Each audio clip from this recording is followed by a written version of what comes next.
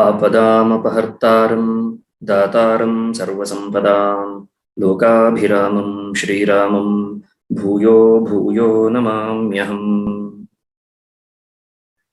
A very warm welcome to everybody, whoever is present. This is the sixth session, and we are about to begin the sixth session. The highlighted part, one of the most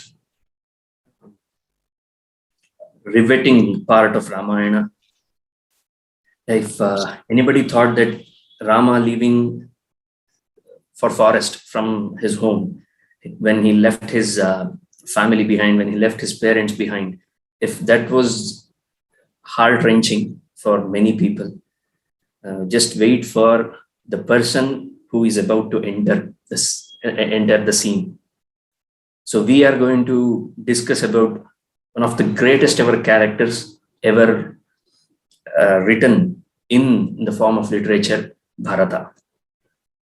See, a poet's capability is usually judged or is known when they create characters, how much they give essence or how much prominence do they give to the other characters apart from the protagonist. So Rama is of course highlighted by Valmiki, but the way he has treated, the way he has dealt with characters such as Bharata is absolutely brilliant. So we will see the arrival of Bharata. Now, so far the story was up until here, where Daśaratha is no more. We ended there. But the people of Ayodhya did not know that Daśaratha is dead. Not even the palace people knew that Daśaratha was dead. They all came back early morning for their usual duty. Their duty was to awaken the king by praising him. So they were doing their job. They did their job. It was half an hour of a job. So they did that. Neither the king woke up, nor did Kausalya and Sumitra leave the place or leave Daśaratha's side. They both stood there. They both were sat down there, and they were present there itself. They did not move. They did not even flinch. This created a bit of doubt in the minds of the people of palace. So then they slowly came to realize that, oh, the king has passed away. Maybe King Daśaratha passed away in his sleep. That's what they all thought. And then the news spread like a wildfire, and they all understood. They all came to know that Daśaratha is no more. Now, the responsibility came on the ministers, the councillors, because they are the ones who have to carry the nation now. There is no Daśaratha. Rama is away to forest. Even Lakshmana is away. Bharata and Shatrughna are at their maternal uncle's house. There is nobody from the royal family to take care of the kingdom. The kingdom, as of now, is anartha, is without a protector. This is a very critical situation for any kingdom. And you can only imagine the kind of kingdom that Ayodhya was. They definitely would have had many enemies. They would have invited many enemies if they did not take care of the kingdom at that moment. Now they all decided that let's put Daśaratha's dead body into Tailadroni. That's the word used by Valmiki. Tailadroni refers to a technique, a unique technique used back in those days, where the dead body was put in the tub of an oil. It was put in the tub of oil so that it won't decay. The dead body won't decay. So that is called as Tailadroni. So they put him there. So most of the people, they thought that king must be asleep. He has not yet woken up. But when they saw that they have already put Daśaratha's body into Tailadroni, now they were confirmed that Daśaratha is no more. Daśaratha is dead. If they wanted, Dharma Shastra permits that. Here comes the most critical part. Dharma Shastra says that you should not keep the dead body without doing any samskara to it for a very long time. As soon as you get the dead body, the final rites must be performed. It should not be kept awaited, because more and more time the dead body is not cremated, or the final rites are not performed to the dead body. It creates a lot of trouble, a lot of pain, to not only to the people surrounding the family, but also to the dead soul. I mean, the soul that has departed from that body. It hurts it. It hurts that soul. So that's why Dharma Shastra says that you have to be very quick about performing the final rites. So now the ministers and the likes of Vasishtha and other rishis, they had a dilemma in front of them. Their dilemma was, without the son, he had 4 heirs. Daśaratha had 4 sons, and none of them were present there. Who is to perform the final rite? And they are all alive. It's not that none of them are not there anymore. They are all alive. And look at the unfortunate thing that nobody was there near Daśaratha when Daśaratha died. What a pity. So many people, we all in our life go through many losses. So whenever we go through a humongous loss that we feel that it should not have happened, life is being unfair. Just imagine how unfair life was with Rama. He loved his father, and the father loved him back. Daśaratha loved Rama, and Rama loved Daśaratha. In fact, everything that Rama did was for the sake of Daśaratha. And yet, Rama, being the eldest son, could not even see his father's face for one last time. Just imagine that. What kind of a pain Rama did have to live as long as he did. So whenever we encounter such kind of problem or such kind of pain, we should always remember that there have been plenty of people like Rama who have suffered a lot. So anyway, coming back to the dilemma that was in front of the ministers and councillors, it was whether to perform the final rites right away, or should we wait for Bharata. Now they all looked up to Vasishtha, the eldest one, and they started their argument. There is a beautiful chapter in Valmiki Ramayana which might interest the people who are very much into Arthashastra, political science, governance, administration, social studies. So if you are interested in this kind of branch of knowledge, then Arthashastra is the book, the go-to book. And Ramayana presents some beautiful and brilliant insights into Arthashastra. And one such chapter is in the second Kanda, that is Ayodhya Kanda's 67th Sarga. So this Sarga is famously known as Arajaka Sarga. It is called as Arajaka Sarga because we might have heard it in Kannada, Arajakiyate. That's not the same word here. Arajaka here refers to what happens to the kingdom that has no king. A kingdom without a king, a nation without a leader. What happens the moment the leader leaves the nation, or the leader is no more, the kingdom is without a king? What happens? Now they make a list, a huge list. There won't be any rains. The clouds won't rain when there is no king in a kingdom. It might seem a bit superficial when we first hear this word, but earlier, back in those days, not even back in those days, as far as I know, my grandmother, she used to narrate me stories of the kings of Mysore, the Vodayars. And they looked up to the Vodayars as if they were gods incarnated. That's the kind of Rajabhakti, that's the kind of devotion people of Mysuru had towards their kings. And they were normal human beings. We know that.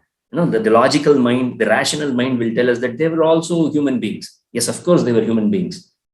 But again, people's view, people's perspective towards kings and towards royalty was a bit different. Imagine if the people like us, if innocent people like us can view a normal human being as somebody who is just an incarnation of God, then what would be the plight of a king like Daśaratha or a king like Rama?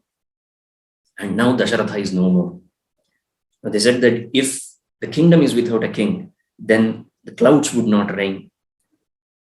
Farmers would not sow seeds because they are afraid. They are afraid that there is nobody to protect us.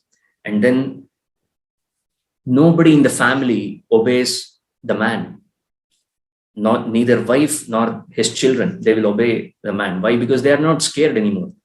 There is a beautiful concept of fear in Indian knowledge systems. The thing is, everything runs by the fuel for everything to run is fear, actually. That is why this political science is called by the name Dandaniti. It's not simply Niti, it is Dandaniti. Why it is called as Dandaniti? Because it's only because of the fear of Danda that people do follow the path of Dharma. If there was no Danda, if you remove punishment, if you remove the concept of Papa, Punya, Dharma, Adharma, and if you leave everybody freedom, the so-called freedom, that would ruin us. So we need discipline, and that discipline is brought to us by the rules and regulations put forth by the kings. So when there is no king, there is nobody to control us. Anybody can do anything. Anybody can be anything. And now, in today's world, that is the motto of the world. Anybody can be anything. Because there is no proper education. There is no proper guidance. And this is what happens when things go like this. Anyway. And then nobody would want to spend their money. Nobody would want to speak the truth.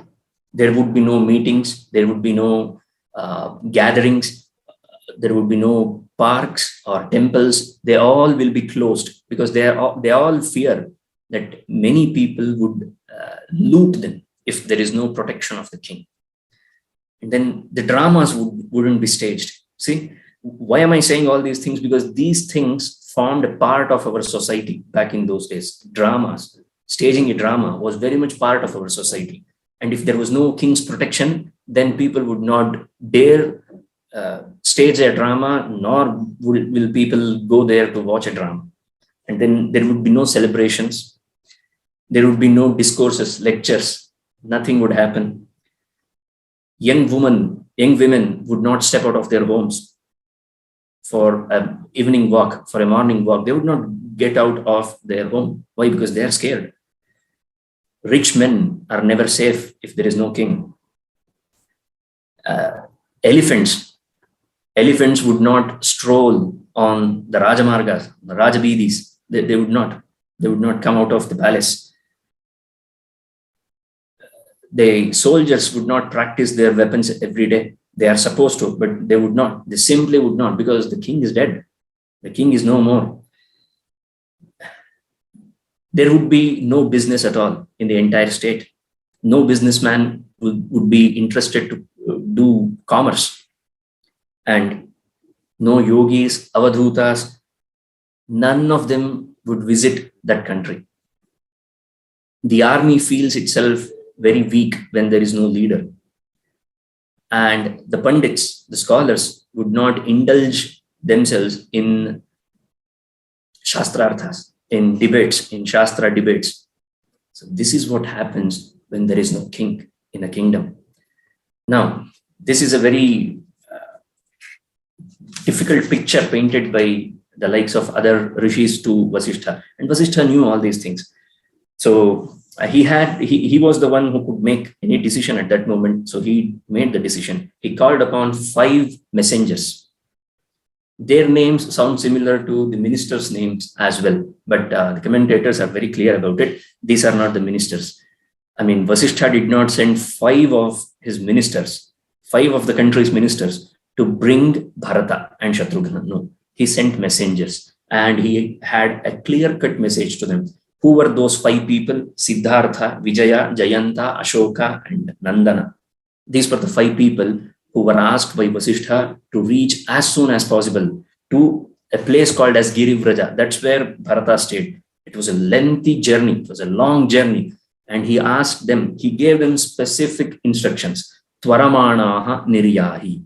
You should reach there as soon as possible, as quick as possible. There shouldn't be any delay. You have to ride day and night, right? And then you have to do a very, very important task there. What is that? Machasmai proshitam ramam, machasmai pitaram mritam.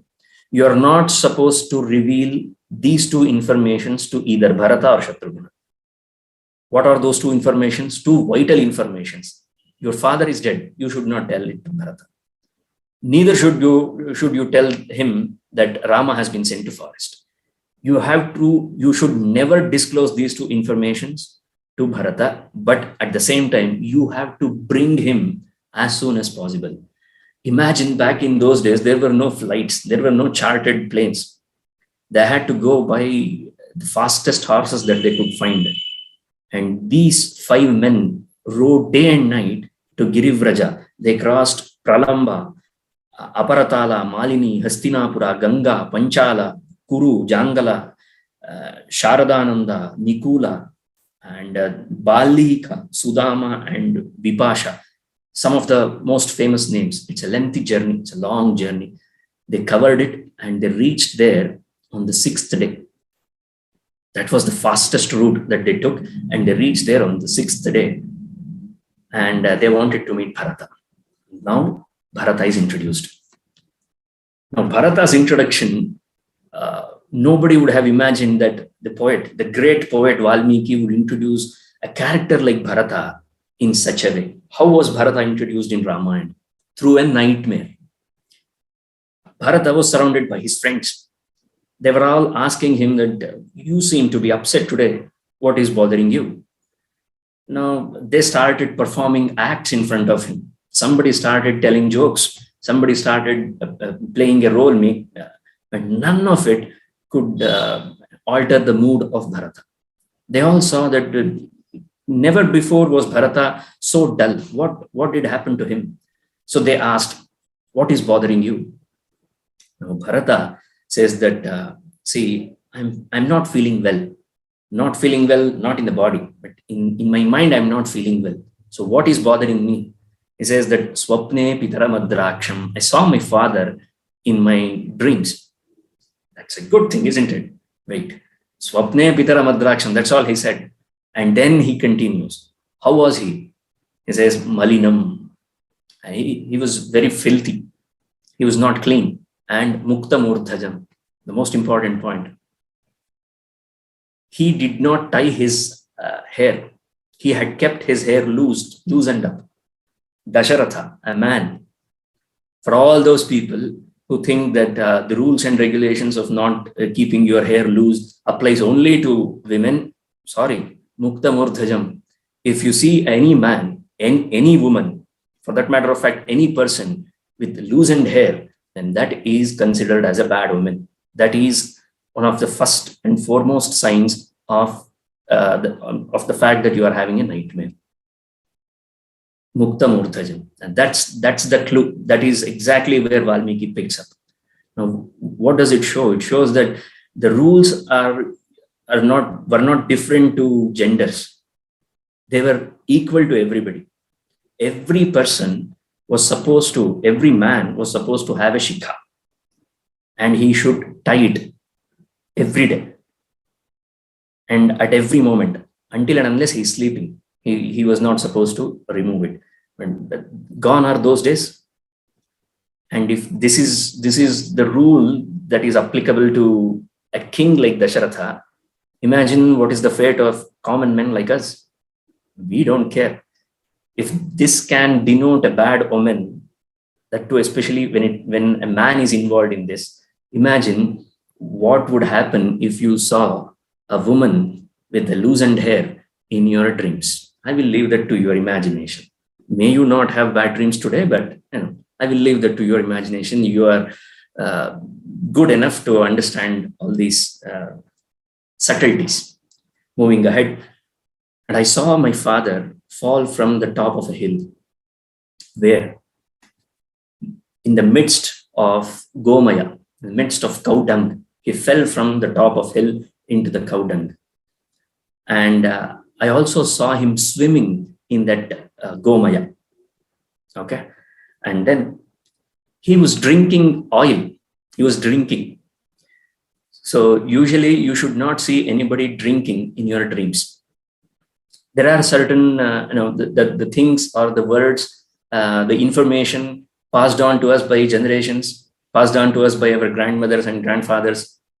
we have labeled them as misconceptions, nonsensical ideas, superstitions, and we have kept them aside. This is the time to open that tijori. This is the time to open the treasury of all the lines that you have heard from your ancestors. And this is also this also forms the part of folklore, forms the part of our day-to-day conversations. If anybody saw in their dream somebody drinking, it could be water or anything, it was considered as a bad omen. So here, Daśaratha was drinking, but he was not drinking water, he was not drinking sura, he was drinking tailam, he was drinking oil. And then he was laughing again. If you find somebody laughing in your dreams, it is a bad omen. Okay, all right. Now you will know that this opens up the key to the entire Nimitta Shastra, the entire Duswapna division of Jyotisha. This one chapter, 69th chapter of Valmiki Ramayana's second Kanda, Ayodhya Kandam, it opens up, it is the key to the world of Duswapna and Durnimitta. Absolutely amazing. And then he was eating tilodanam, the odanam, that is rice mixed with tila, sesame, mixed with it, and he was eating it. And then he was smeared with oil. His entire body was smeared with oil. And not only this, if it was only this much, then I would have consoled myself. But that was not the case. Bharata is saying, I saw in my dream that this entire ocean was empty. If you see that the entire ocean has gone empty, that's a bad sign, that's a bad omen. And the moon had fallen. Moon had fallen onto the earth. And this entire world seemed to have ended. And then you remember the elephant, the royal elephant that usually takes us, the royal elephant of Ayodhya. It had its nose broken. An elephant with a broken nose. And then the fire, all of a sudden, the fire was put off. The fire was put off. And he saw that in his dreams. And again, the trees were falling down. The trees falling down is also a bad sign. Right. Like this, he goes on and on and on. The list is plenty. The list is a very long one. And then he said that, I saw my father being dragged by a very ugly and evil-looking woman. See, usually when we see a person driving a cart or driving a chariot, driving a vehicle driven by donkeys, it means that that person is definitely going to die. That's the sign. That was the last nail in the coffin for, figuratively, last nail in the coffin for Bharata. And that's why he said that, Aham Ramaha Athava Raja Lakshmanova Marishyati. I'm very sure that either I will be dead or Rama will be dead. Either my father will be dead or Lakshmana will be dead. Amongst us four, one of us is going to die. Why? Because Naro Yanena Yaswapne Karayuktena Yati. Whoever sees a dream, whoever gets a dream of a person driving a chariot driven by donkeys is definitely going to die. Achiratasya dhumagram chitayam sampradrishyate. You will see dhuma and ashes on his chita as soon as possible.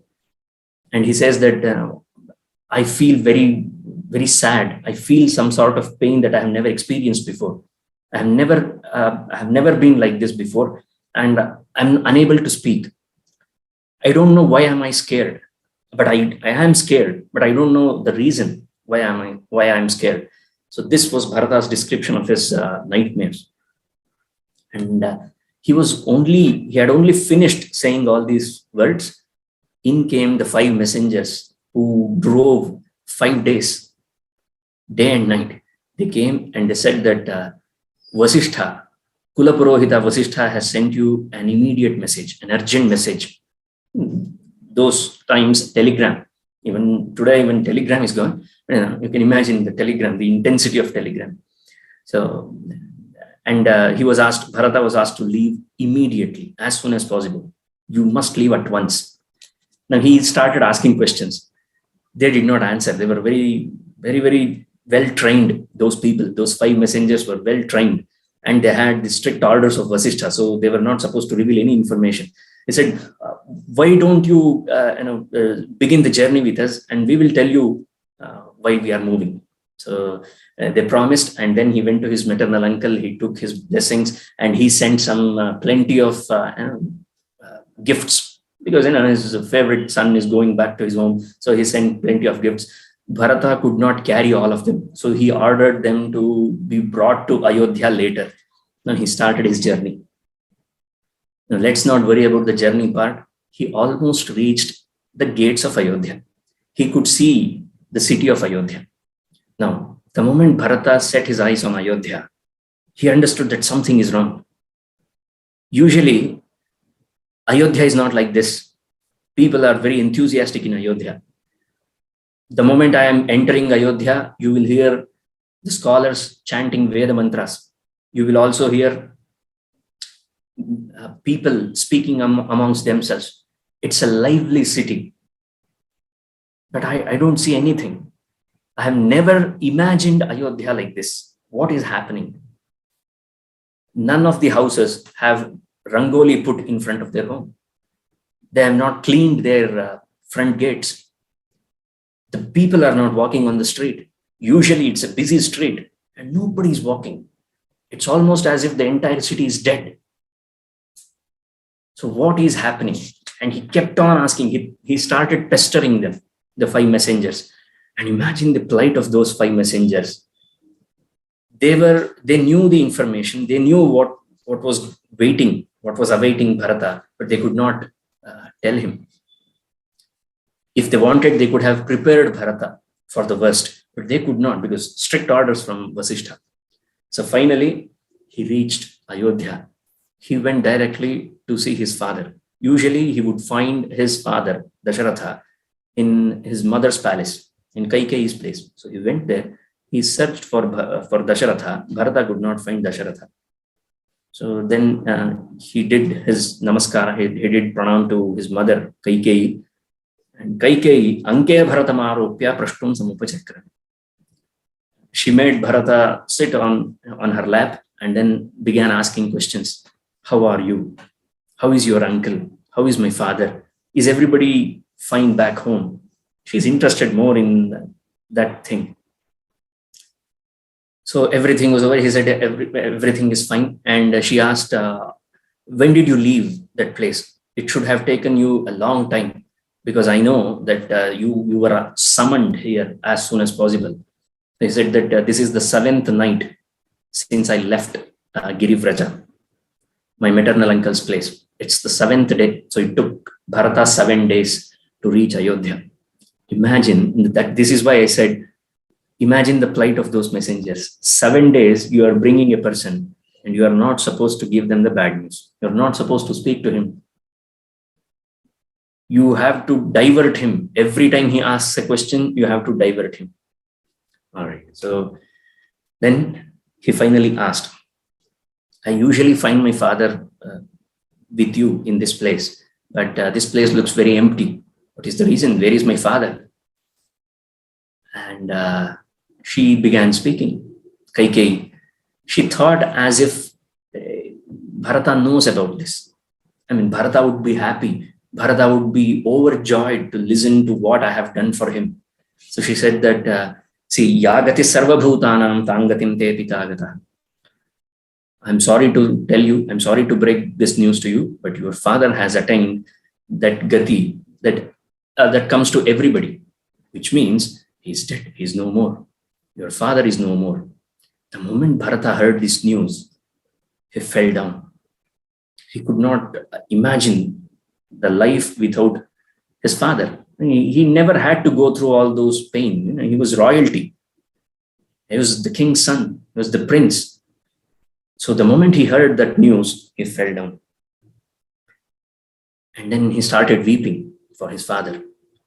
Kaikeyi, as any sane person would do, went up to Bharata and asked him to muster courage. Uttishta uttishta. Kim sheshe rajan atra mahayashaha. This is for the first time and the only time Kaikeyi addressed Bharata as Rajan. Oh, my king, please stand up. This was how Kaikeyi addressed Bharata.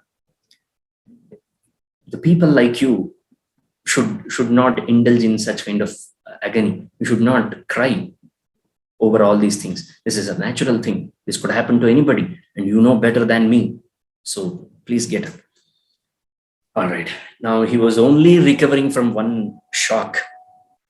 Now he asked, "Where is my brother? I want to see him." I think he's the most luckiest one because he got the opportunity. I'm very sure that they would not wait for me, an unfortunate son, for 7 days to see my father's face. Those days are gone. So Bharata thought that they would have already performed the final rites. So he thought that Rama would have done all those final rites. So he said that Rama and Lakshmana must be the most fortunate sons. So where is my brother? I want to meet him. I want to see him. I want to speak to him. And also, she did not answer for the first time. When Bharata asked this question, Kaikeyi did not answer for the first time. So she kept quiet. And then Bharata was in a shock. You can imagine why he is speaking waywardly, because he was in a shock. He was in a deep shock. You have traveled for 7 days, day and night. You have not slept all through your journey. And you reach your home, and the news is broken to you by your mother that your father is no more. Imagine the plight of Bharata for a second. And then he asked that, was there any message from my father? What were his last words? And see, they're interested. This is a very interesting topic. Usually people ask for the dead men's last words, final words. What did they say? Hey Ram. You remember Hey Ram, the famous person, father of nation, Hey Ram. Yes, you can connect the dots. It has got a value, the final words spoken. So Bharata asked Kaikeyi, what did my father say at the end? So she said that, no, Rameti Raja Vilapanna Hasite Lakshmaneti. No, he just simply uttered the names of Rama, Lakshmana, and Sita.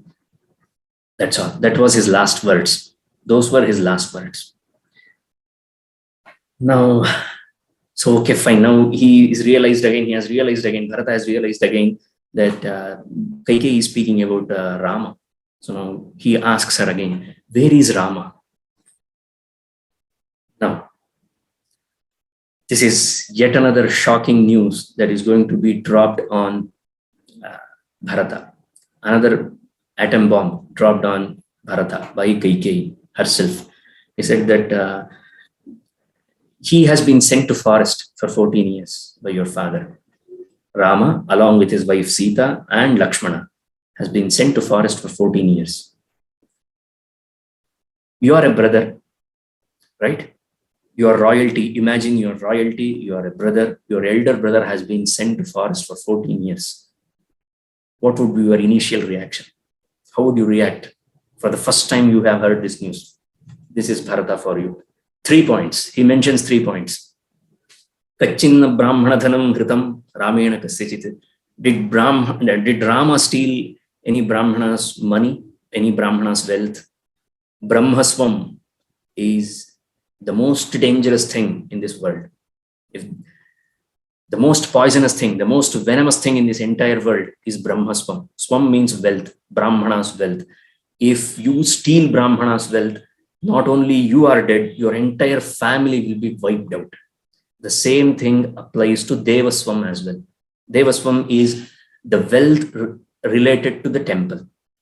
I can give you hundreds of examples of people who have stolen one coin, one gold coin, because they were suffering from severe poverty back in those days. So they simply stole one gold coin from the temple's treasury. Their entire family wiped out. That's what happens.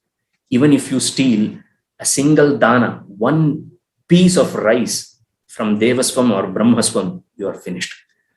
That's the first thing that Bharata got in his mind. Only a son is abandoned, he is banished from his family, from the kingdom to the forest, if he commits this kind of a grave sin. So the first question he asked is, did Rama steal any Brahmanaswam, any Brahmana wealth, Brahmana's wealth?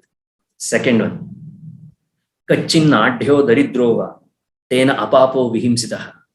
Did he torture anybody unreasonably? Without any proper reason, did Rama torture anybody? Second one. Third one. This is going to define Rama's character. Kachinna paradaran va rajaputro bhimanyate. Did he wish for, or did he like paradara? Dara in Sanskrita means wife. Somebody else's wife. Did Rama forcefully slept with somebody else's wife? These were the three questions asked by Bharata as soon as he heard that Rama has been sent to forest for 14 years. Now, you all have in your mind judged Kaikeyi's character, right? Everyone would have. What a cruel lady, etc., etc. Now listen to Kaikeyi's answers for these questions. Nabrahmanadhanam kinchit dhritam Ramayana Kathalahari. No, Rama has not stolen any Brahmaswam, anybody's wealth. Secondly, he has not tortured anybody. Third one, look at the answer for the third one. Naramah paradaran saha chakshurbyamapi pashyati. He would not even lift his eyes towards parastri. Forget about having an affair with another woman. He would not even look at them with his eyes. That is Rama. And these are the words spoken by Kaikeyi, the villain lady.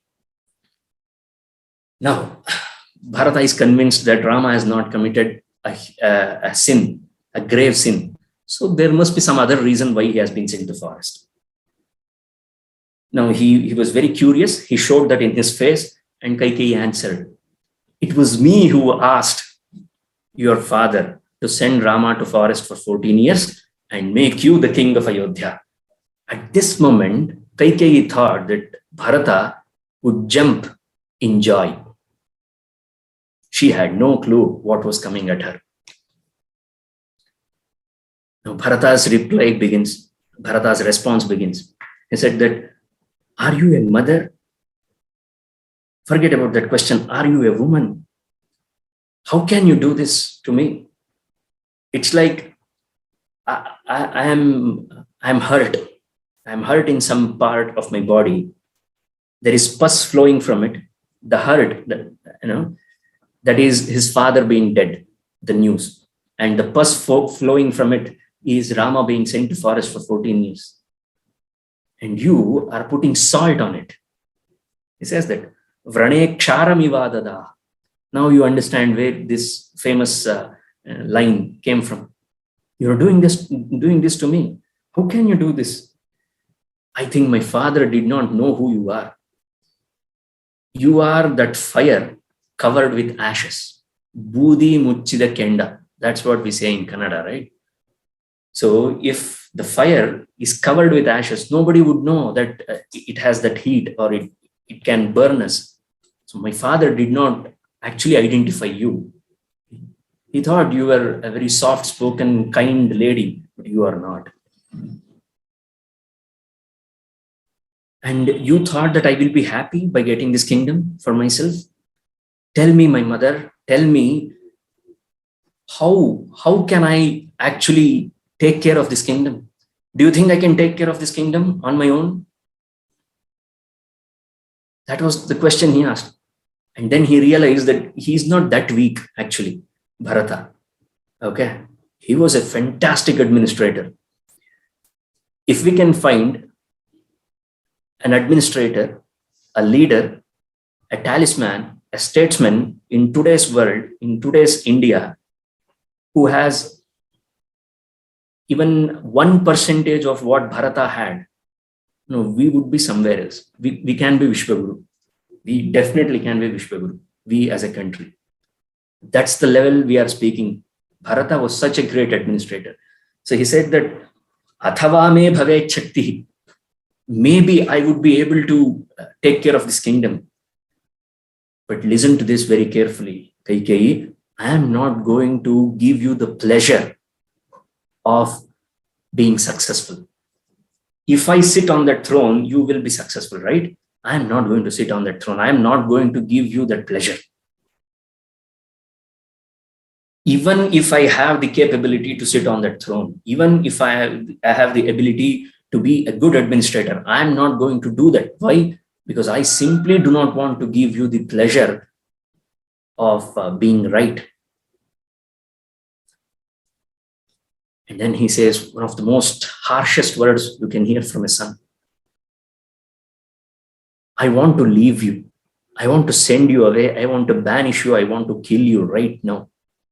But do you know what is holding me back? If you were not loved by Rama like a mother, I would have killed you at this moment. This is Bharata. I know, see, there are only few people who understood Rama's heart, Rama's Hridaya. And Bharata tops the list. And then comes Hanumanta. Okay. Bharata tops the list. He has a very minimum screen space. Okay. His journey starts in Ayodhya Kanda, almost ends in Ayodhya Kanda, and he only appears for a cameo in the Yuddha Kanda at the end. In between, Bharata has no role to play. And yet, this is the most brilliant character that you can find, second only to Rama when it comes to dharma, when it comes to righteousness. His decisions are like that. He understood Rama. He knew that Rama treated Kaikeyi as his mother, as his own mother. So that's the thing that is holding me back. And then he says that, why don't you go away from this? The right word for that is in Kannada, tologu. You understand that intensity when we use that word? Yak tolagogalla neenu. That's what exactly. Rajyat Bhramshasva Kaikeyi. Have you ever seen a son addressing his mother by her maiden name? No. Here is Bharata. He's so angry at her that he's saying that Rajyat Bhramshasva Kaikeyi. Why don't you go away from here? You have left me no choice. Honestly, I'm not supposed to talk with you. I do not want to talk with you. I do not want to see your face. Nateham abhibhashyosmi. Do not ever speak to me again. Okay. Usually they say that mothers love children very much. I mean, nobody comes closer to their children for a woman. Why? Because angadangat sambhavasi hridayad adhijayase atma vai putra namasi sajiva sharadashatam. This is a Veda mantra. And the exact translation in Ramayana. Anga pratyangajav putra. A son happens to be, he's carved from the mother's body, right? He is a part of mother's body. And then hridayat chabhijayate. He is born from all the samskaras. Everything is given by a mother from her heart. She puts her blood, sweat, heart, everything into a son. This is the reason why tasmat priyataro matuhu priya evatu bandhava. Her relatives come second. Husband, no. Forget about that animal. Forget about that person. No wife, no woman ever cares about husband. Priority number one, their children. Priority number two, their relatives. There is no priority number three, only two. Children and then relatives. I'm not saying this, I'm not making this up.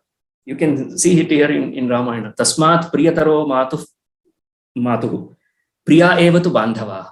See, you understand that comparative degree, superlative degree. For a woman, there is no such thing called as superlative degree when it comes to love. Priyatamaha. If any woman says that you are my Priyatama, you are falling into a huge trap. That's a lie. That's a white lie. You can dismiss it at any time. I'm sorry. There are only 2 degrees for a woman. That is first one and then comparative degree. She loves her children more. So this is what Bharata is saying. But I think that is wrong in your case. You are not my mother. You can never be my mother. And he narrates her a story. Back in the days, once upon a time, you have heard the name of Surabhi, Kamadhenu, right? The holy cow, Kamadhenu, Surabhi. So she was wandering on earth And Indra saw her crying. There were tears flowing from her eyes, from Surabhi's eyes. So Indra went up to Surabhi and asked her, "Why are you crying?" She said that, "I'm not crying for myself. I can go through any pain, but I cannot see my children suffering." She saw two of her children suffering. And just for the fact, the entire cattle community on this earth are her children. She has so many children, and yet she is crying for two of them because they are going through a lot of pain. And that's when Indra understood what a mother, what a mother's pain is, or what a mother's love is. So he narrated that story, and Bharata says that, you are not even close to. I mean, we cannot put you and Surabhi together. There was an animal, an achetana, an animal who had this kind of a heart for her children. And here you are, a heartless wrench. That's the exact word that Bharata used, a heartless wrench. I think you are definitely going to be in hell. There is no place for you in heaven. I'm very sure of it. No matter, even if you do 100 Ashwamedhas, you are not going to heaven, mother. You are going to hell. I mean, do you have any idea what you have done to me? You have ruined my life. What ruins a man's life? Apayashas. Bad fame. If you become infamous once in your life, you are finished. And especially for a Kshatriya, it's very difficult. Yes, okay. So then he gives her options. Bharata gives Kaikeyi a few options. Agnim pravisha. Why don't you fall into the fire? Okay. Swayamba vishadandaka. You enter the forest. Let lion or tiger or any wild animal eat you. Or Rajjum badhvatha kanthe, the classic suicide. Rajjum badhvatha kanthe nahite anyat prayanam. There is no other way for you. You must die. That's the only repentance that you can have in your life. Now, we will stop here because the next part is going to really make your eyes wet and heart break. Because Kausalya heard that Bharata has arrived. Bharata has come back to Ayodhya. So Bharata asked Kaikeyi, "Where is Kausalya? I want to meet her. The great mother, I want to meet her." So he went to Kausalya, and Kausalya asked Bharata, "Are you happy now? Did you get what you wanted all the time? Have you got this kingdom for yourself? What else do you need?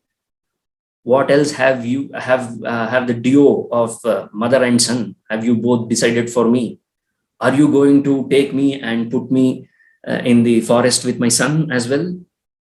Or should I do the honors myself? Should I leave right away? What are your plans for me? Please do tell me. Pray, tell me." Stand in the position of Bharata and imagine when Kausalya says these words to Bharata.